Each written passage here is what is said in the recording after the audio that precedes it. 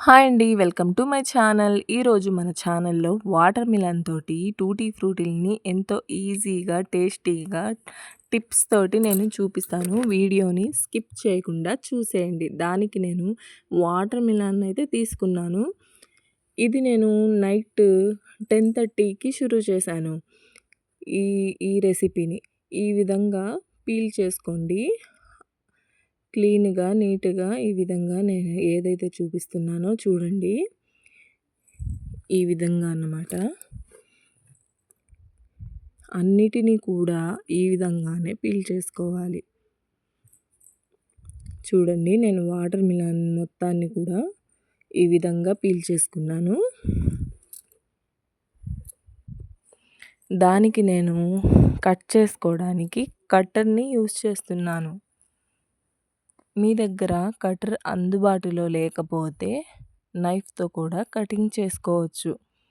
ఈ కటర్ సహాయం అయితే క్యూబ్స్ లాగా అన్నీ కూడా ఈవెన్‌గా కట్ అవుతాయి. కటర్ లేదు అప్పుడు నైఫ్ తోటి చిన్న చిన్న పీసెస్‌గా కట్ చేసుకోవచ్చు. ఈ కటర్ ఉంటే ఈ విధంగా చిన్న చిన్న పీసెస్ పెట్టేసి కట్ చేసుకోండి. చిన్న చిన్న పీసెస్ అయితే ఈజీగా కట్ అవుతాయి. ఈ విధంగా.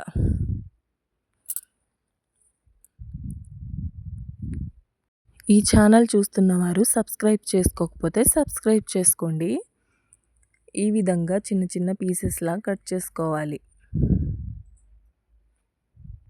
కరెక్ట్‌గా ఇవైతే కరెక్ట్‌గా మనకి ఒక బౌల్ అయితే అయినాయండి. ఒక బౌల్‌లో వేస్తున్నాను.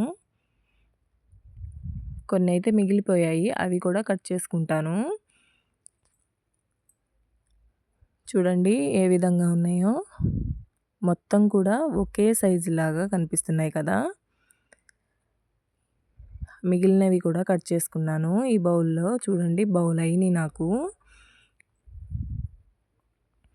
చల్లగా ఈ విధంగా ఒక గిన్నెని తీసుకొని అందులో వాటర్‌ని అయితే యాడ్ చేస్తున్నాను.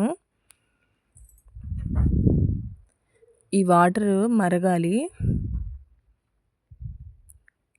ఈ విధంగా తిప్పుకుంటూ ఉండాలి. మిక్స్ చేసుకున్న తర్వాత ఆ విధంగా నురగ అనేది ఫామ్ అవుతది. మీకు చూపిస్తాను చూడండి. చూడండి నురగ కనిపిస్తుంది కదా! ఒక 15 మినిట్స్ అయితే పడతదండి. ఇది కుక్ చేసేసరికి ఎంతో ఈజీ. టైం కూడా పట్టదు. చూడండి ఆ విధంగా నురగ ఫామ్ అవుతది. అయిన తర్వాత ఒక 5 మినిట్స్ పెట్టేసి చూడండి ఆ విధంగా నురగ ఫామ్ అయిన తర్వాత చూసుకోవాలి. అది పీసెస్ అనేది ఉడికిందా లేదా? ఉడికిపోయిందండి. ఆ విధంగా మనం ప్రెస్ చేస్తే వాటర్ అంతా పోవాలి. ఆ విధంగా సరిపోయింది. ఒక స్ట్రైనర్ ఉంటే స్ట్రైనర్‌ని యూజ్ చేయండి. నా దగ్గర స్ట్రైనర్ లేదు కాబట్టి నేను చిల్లుల గిన్నె ఉంటుంది కదా! అందరి ఇళ్లల్లో. నేను దాన్ని యూజ్ చేశాను. అదే గిన్నెలో నేను 1.5 కప్పు వరకు పంచదారనైతే వేశాను. దాంట్లో వాటర్ అయితే వేస్తున్నాను కొన్ని. ఆ వాటరు, పంచదార కలిసిపోవాలి. ఆ విధంగా తిప్పండి. ఆ పంచదార కరగంగాల్నే మనం తీసి పెట్టుకున్న టూటీ ఫ్రూటీలనైతే యాడ్ చేసుకోవాలి. ఇది 10 మినిట్స్ పడతదండి. దాంట్లోకి వెనిల్లా ఎసెన్స్‌ని 2 టీ స్పూన్స్ అండి. 2 టీ స్పూన్స్ అయితే సరిపోతుంది వెనిల్లా ఎసెన్స్. బాగా స్మెల్ వస్తుందండి. సూపర్ స్మెల్ ఇది. ఇప్పుడే తినేయాలనిపిస్తుంది. కొంచెం ఉడికిన తర్వాత 10 మినిట్స్ పడుతుందండి అంతే ఇది. తర్వాత ఆ షుగర్‌ని అబ్జర్బ్ చేసుకునేది కదా! ఆ పీసెస్ మనం టేస్ట్ కూడా చేసుకోవచ్చు కావాలంటే. అలా పక్కగా వాటర్ రాకుండా, షుగర్ వాటర్ రాకుండా మనము స్ట్రైనర్ ఉంటే స్ట్రైనర్‌తో తీసుకోండి. లేదా నేను ఆ విధంగా తీశాను ఒక బౌల్‌లోకి. నా దగ్గర ఫుడ్ కలర్ ఉందండి. 2 టీ స్పూన్స్ పక్కన ఆ షుగర్ వాటర్‌ని తీసుకొని అందులోకి మిక్స్ చేశాను.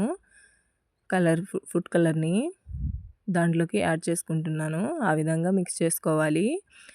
దీన్ని నైట్ ఇంకా 11 అయింది గదండీ! 11:30 అలా అవుతుంది నాకు. దాన్ని 8 అవర్స్ అంటే నేను నైట్ చేశాను కాబట్టి తెల్లారే ఇంకా తీస్తున్నాను. నైట్ అంతే ఉంచేసానింకా. ఇప్పుడైతే 6:30 అయింది టైము. నేను దానికోసము ప్లేట్స్ అయితే ఇలాంటి సిల్వర్ ప్లేట్స్ ఉంటాయి కదా! అదైతే తీసుకున్నాను. ఈ విధంగా పల్చగా వేసుకోవాలి. వాటర్ అనేది ఉండకూడదనమాట. ఆ విధంగా తీసుకోవాలి చూడండి. పల్చగానే వేయండి. కొంచెం ఎక్కువుంటే సెకండ్ ప్లేట్‌ని తీసుకోండి. నేను ఇది సెకండ్ ప్లేట్ అన్నమాట ఇది.